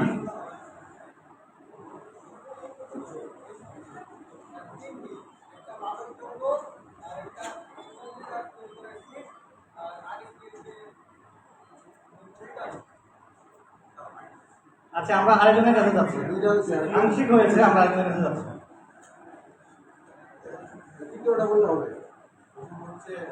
মাইক্রোচিপ, দ্বিতীয় হচ্ছে মাদক যেগুলো এবং তৃতীয় হচ্ছে যে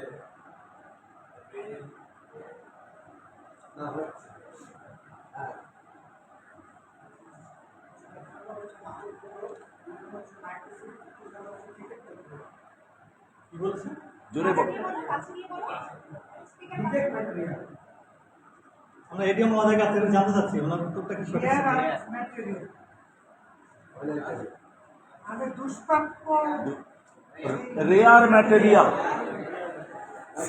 এটা সঠিক কিনা? আচ্ছা আমরা উত্তরটা নিতে পারি, ঠিক আছে ধন্যবাদ, সঠিক উত্তরটা সঠিক ধরা হলো। উত্তরটা হচ্ছে দুষ্প্রাপ্য বস্তু। যেসব দুষ্প্রাপ্য বস্তু সেটা হচ্ছে এই তৃতীয় নাম্বারে। সেসব দুষ্প্রাপ্য যেমন ইউরেনিয়াম, প্লুটোনিয়াম, এই জাতীয় দ্রব্য, যেমন এগুলো যেসব অঞ্চলে থাকে সেই সব অঞ্চল দখল করবার জন্য একটা মহল সবসময় লেগে থাকে। তোমাদের শব্দটা পরিষ্কারভাবে শুনেছ? ধন্যবাদ উত্তরদাতার জন্য।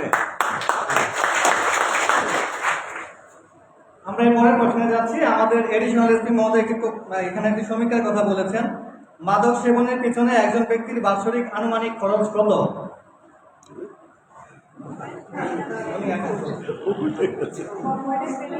কত? হ্যাঁ উত্তর সঠিক, ঠিক আছে উত্তর সঠিক।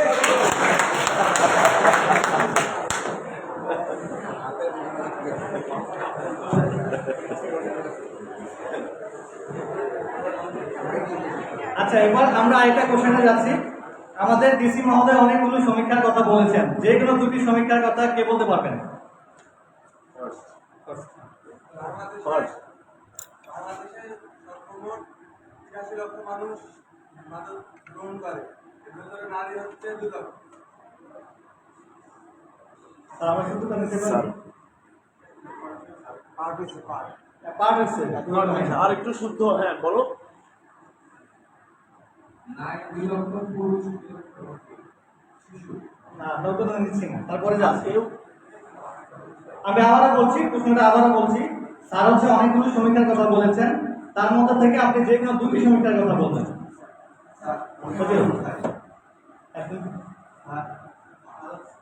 বারো থেকে 18 পর্যন্ত হচ্ছে 3%, মাদকাসক্তি, আর 11 থেকে 19 শিশু হচ্ছে 1.5। আমরা উত্তরটা এটা আংশিক হয়েছে, এটা স্যারের। আচ্ছা আমরা যে ওনার কাছে যাচ্ছি।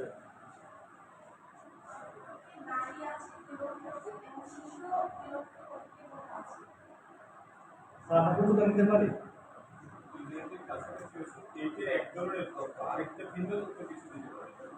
আচ্ছা আরো কিছু তথ্য দেন স্যার, অনেকগুলো তথ্য দিয়েছেন, যে কোনো দুটি তথ্য দিলে হবে আমাদের। আর কে বলতে পারবে? গাঁজা 52% সেবন করে এবং নারী 2 লক্ষ। ঠিক আছে, তাহলে ওর উত্তর সঠিক নেওয়া যায়, দুটোর সমীক্ষারই তো সঠিক হলো। কত টাকা লিখে পর্যন্ত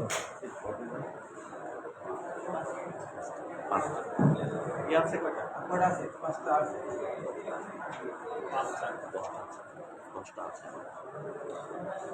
আচ্ছা এরপরে হচ্ছে যে আমাদের প্রিন্সিপাল মহোদয় অনেকগুলো কথা বলেছেন, ওনার বক্তব্য থেকে আপনারা যে কোনো একটা অংশ বলবেন কেউ।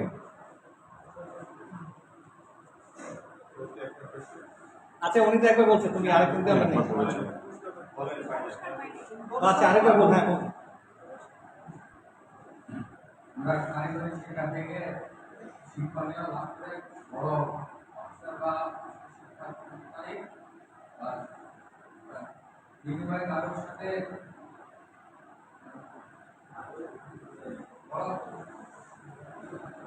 নাই নাই প্রিন্সিপালরা বলেছে আমরা কারিগরি শিক্ষা থেকে অনেক শিক্ষা আমাদের বাবা মা আমাদের এখানে টাকা করে পাঠিয়েছে এবং আমরা এসে যাবো দিয়ে অর্থ উপার্জন করতে দেশে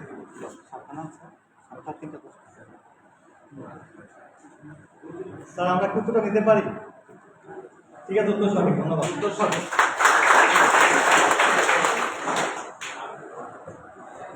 সবাইকে ধন্যবাদ। আমরা অনেকগুলো প্রশ্ন করেছি, যারা ইতিমধ্যে পেরেছেন।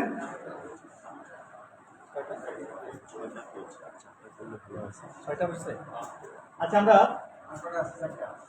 আমরা লাস্ট কোশ্চেন নিচ্ছি তাহলে, সর্বশেষ সুযোগ।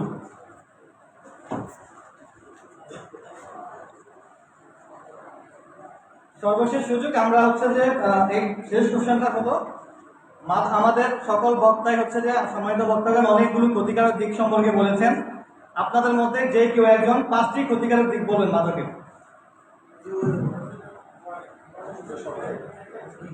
জোরে বলো। 5টা ক্ষতির নাম বলো।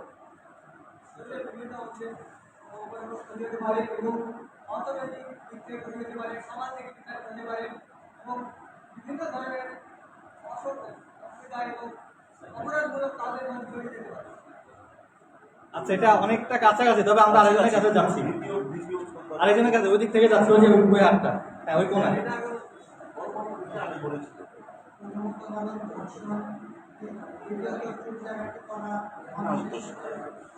আচ্ছা এগুলো না, ওই যে ওই পাশে ওই পাশে ওই কোনায়, হ্যাঁ ঠিক আছে।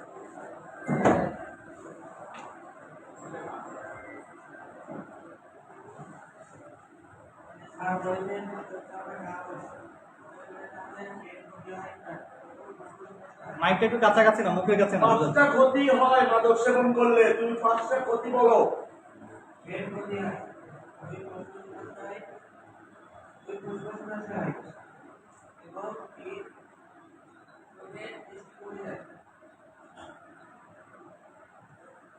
ঠিক আছে, থ্যাংক ইউ। আমরা পরের জনের কাছে যাচ্ছি। আজকে পারবেন? আচ্ছা ওই যে ওর কাছে, এই এর কাছে। তুমি জোরে বলো না। ও পারে, তাহলে বাকি গেলেন স্যার।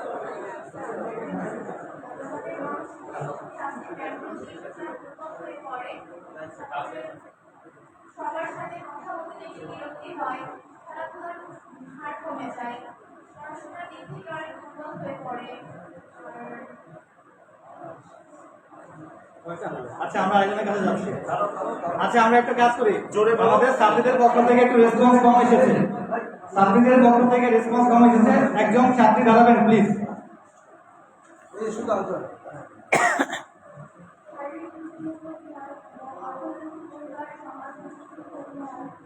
পড়াশোনার মনোযোগ বসে না, খেলাধুলার খেলাধুলার মনোযোগ চায় না,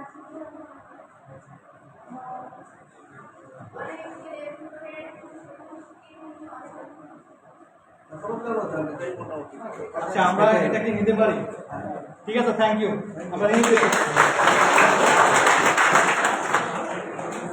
সকলকে অনেক অনেক ধন্যবাদ। আমাদের প্রশ্ন উত্তর এবং জিজ্ঞাসা এখানে শেষ হলো। আপনারা যারা হচ্ছে যে প্রশ্ন উত্তর দিতে পেরেছেন সবাইকে অনুরোধ করবো একটু সামনে চলে আসবেন। আমরা শুরুতেই হচ্ছে আমরা এর আগে আর একটু বলে দিই, সেটা হচ্ছে আমরা এর আগে একটা কুইজ প্রতিযোগিতা নিয়েছিলাম শিক্ষার্থীদের মাঝে। এখানে অনেক শিক্ষার্থী অংশগ্রহণ করেছেন। আমরা সেই শিক্ষার্থীদের মাঝে প্রথমে পুরস্কারগুলো বিতরণ করব, তারপরে আজকে এখন যারা ইনস্ট্যান্ট হচ্ছে প্রশ্ন উত্তরের পর্বে বিজয়ী হয়েছেন তাদেরকে আমরা বিতরণ করব। ধন্যবাদ সকলকে।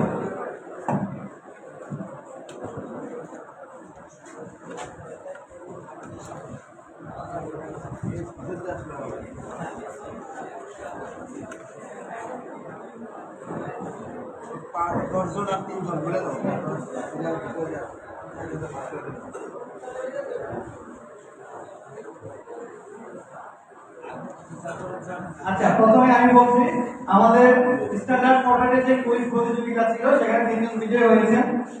এখানে আমাদের অংশগ্রহণটি অনেক ভালো ছিল, অনেকে অংশগ্রহণ করেছেন, অর্থাৎ বলা যেতে পারে সব এই স্কুলে এবং কলেজে একটা ভালো সংখ্যক অংশগ্রহণ করেছিলেন।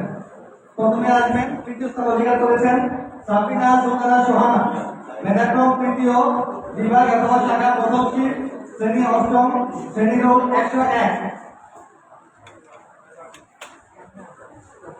জায়গা ভাগ করে দাও ভাই একটু।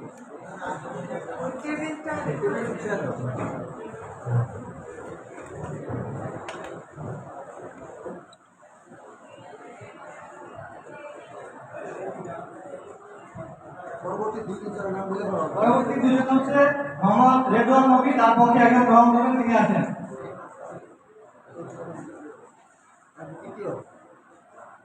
দ্বিতীয় স্থান তিনি মোহাম্মদ রেদওয়ান নবী, দ্বিতীয় স্থান। দ্বিতীয় স্থান। ঠিক আছে।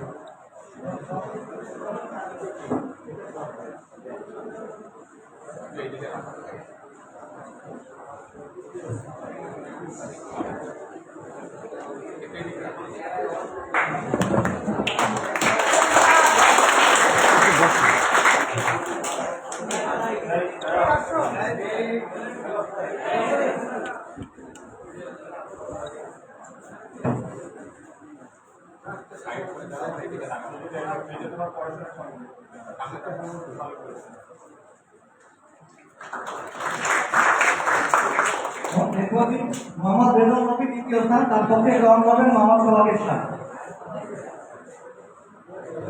মোহাম্মদ রেজাউল নবী ইলেকট্রিক্যাল, দ্বাদশ শ্রেণী।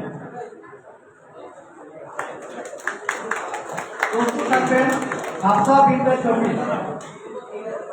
প্রস্তুত থাকবেন হাফসা বিনতে শফি।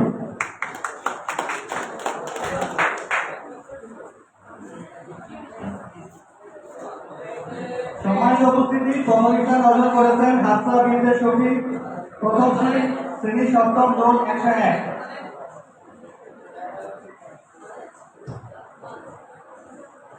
হাফসা বিনতে শফি।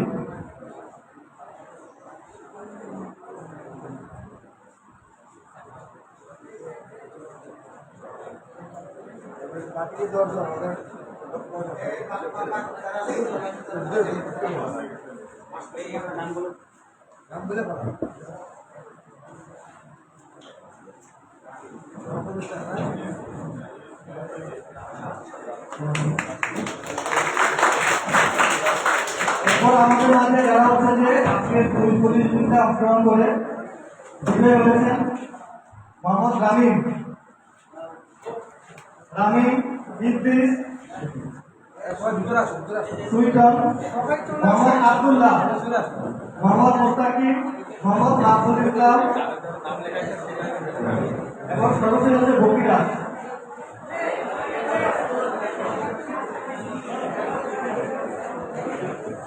প্রথমে আসবেন মোহাম্মদ রামিম।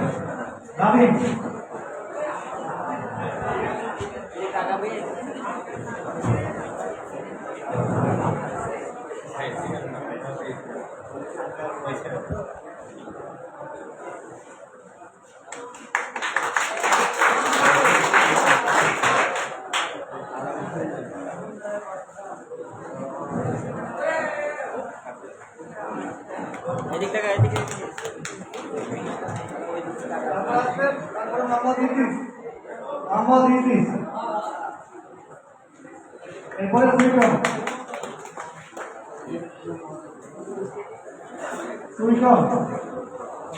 এরপর মোহাম্মদ আব্দুল্লাহ,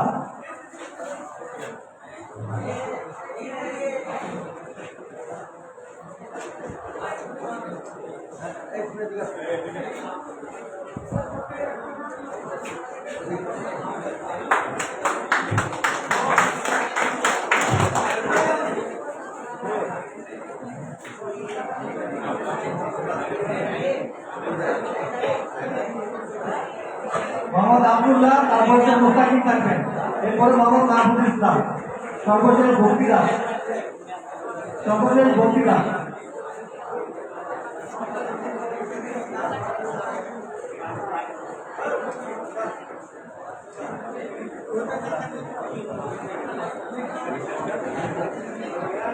ধন্যবাদ সকলকে। এই পর্যায়ে আমি পরবর্তী কার্যক্রম করার জন্য আমি আমাদের সময়টা পরিদর্শকের কাছে মাইক ধন্যবাদ করব।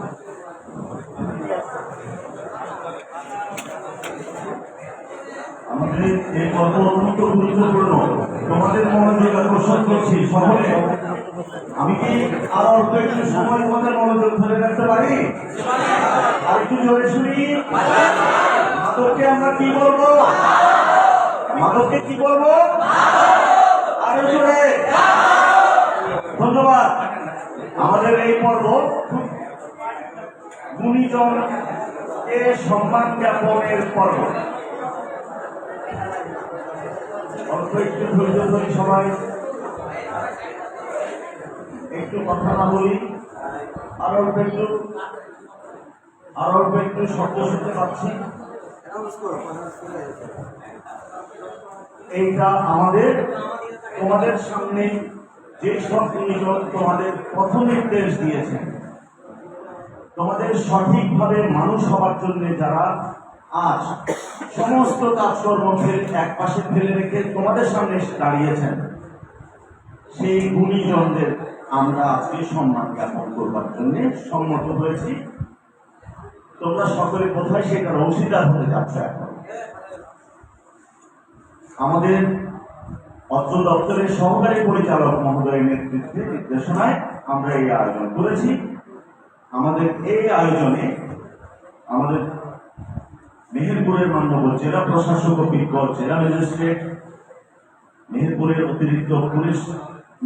পুলিশ সুপার মহোদয়ের পক্ষে অতিরিক্ত পুলিশ সুপার মহোদয়, অতিরিক্ত জেলা প্রশাসক মহোদয়, অতিরিক্ত পরিচালক আমাদের মাদকদ্রব্য নিয়ন্ত্রণ অধিদপ্তর থেকে এবং এই প্রতিষ্ঠানের অধ্যক্ষ, আমরা এই কয়জন মানুষকে তোমাদের এই রকম সহায়ক হয়ে পথ নির্দেশনা দেওয়ার জন্য সম্মান জ্ঞাপনের জন্য আমরা এই আয়োজন করেছি। আমি সবার প্রথমে জনাব আব্দুল লতিফ মিয়া, সুযোগ্য অধ্যক্ষ মেহেরপুর সরকারি টেকনিক্যাল স্কুল এন্ড কলেজ মহোদয়কে আমাদের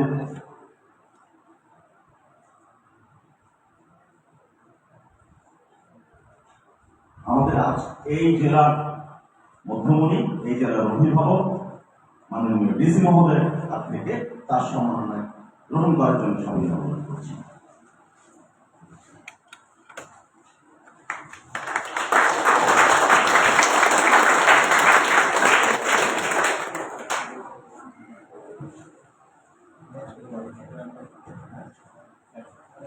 পুলিশ সুপার মহোদয়ের পক্ষে আমাদের উপস্থিত আছেন মোহাম্মদ আফিকুল হক, অতিরিক্ত পুলিশ সুপার প্রশাসন ও অর্থ, সম্মাননা।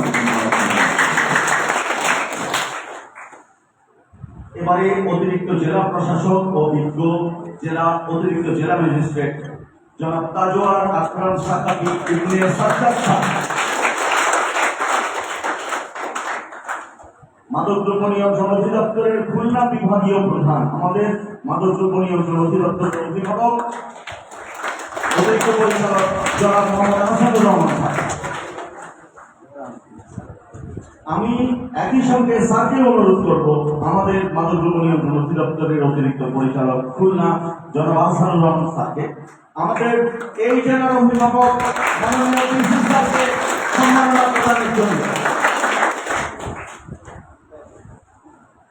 ধন্যবাদ। এবারে আমরা সমাপ্তির পথে এসে দাঁড়িয়েছি। অতিরিক্ত পরিচালক মাদকদ্রব্য নিয়ন্ত্রণ দপ্তর খুলনা জনাব মোহাম্মদ আহসানুর রহমান আজকে এই সভার সভাপতির দায়িত্ব পালন করেছেন। তার বক্তব্যের মধ্য দিয়ে আমরা আজকের এই অনুষ্ঠানের সমাপ্তি ঘোষণা হবে। আমরা সবিনয়ে অতিরিক্ত পরিচালক খুলনা জনাব মোহাম্মদ আহসানুর রহমান স্যারকে সবিনয়ে তার বক্তব্য জ্ঞাপনের জন্য অনুরোধ করছি।